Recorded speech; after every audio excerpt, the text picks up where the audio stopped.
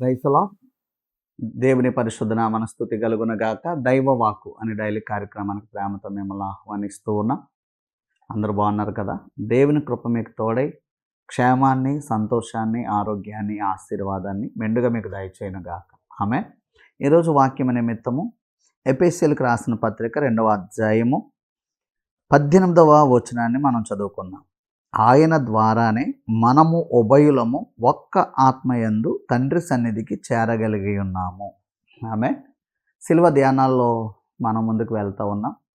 యేసుక్రీస్తు శిలువ ద్వారా కలిగిన గొప్ప మహత్తరమైన కార్యం ఏంటి అని ఆలోచన చేస్తే ఉభయులము ఒక్క ఆత్మ అని రాస్తా ఉన్నాం. ఉభయులు ఎవరు అని ఆలోచన చేస్తే శరీర ప్రకారం మనం అన్యులం. దేవునికి మరి దేవుడు ప్రత్యేకించుకునే జనాంగం, దేవుని జనాంగం యూదులు వేరు, అన్యజనులు వేరు.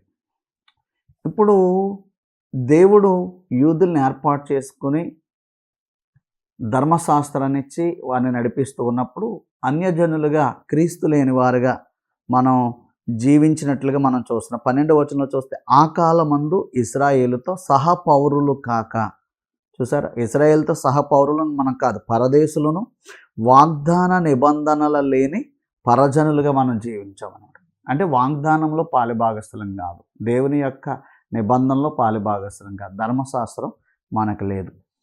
మనము మరి పరదేశులుగా వాగ్దానం లేని వారుగా జీవించాం. అయితే యేసుక్రీస్తు ప్రభువారు శిలువ ద్వారా మనకు చేసిన గొప్ప కార్యం ఏంటంటే మన ఉభయులను ఏకం చేశాడంట. ఉభయులకు ఒకే ఆత్మ పెట్టాడంట. అంటే యూదులకి ఎంత దేవుని సన్నిధిలో ప్రాముఖ్యత ఉందో, యూదులు ఎంత గొప్పవారో, యూదులు ఎంత దేవునికి లేకపోతే దేవుడు ఏర్పాటు చేసుకున్న జనమో, అన్యజనులమైన మనల్ని కూడా వారితో ఏకం చేశాడంట. 14వ వచనం కూడా మనం చదివితే ఇప్పుడు ఎలా ఉందంటే, ఆయన మన సమాధానమై ఉండి మీకును మాకును ఉండిన ద్వేషమును అనగా విధి రూపకమైన ఆజ్ఞలు గల ధర్మశాస్త్రము తన శరీరమందు కొట్టివేట చేత మధ్య గోడను పడగొట్టి మన ఉభయులను ఏకము చేసేను. హల్లెలూయా. ధర్మశాస్త్రం అనే ఆ గోడ పడగొట్టేసి అన్యజనులను యూదులను ఏకం చేశాడంట.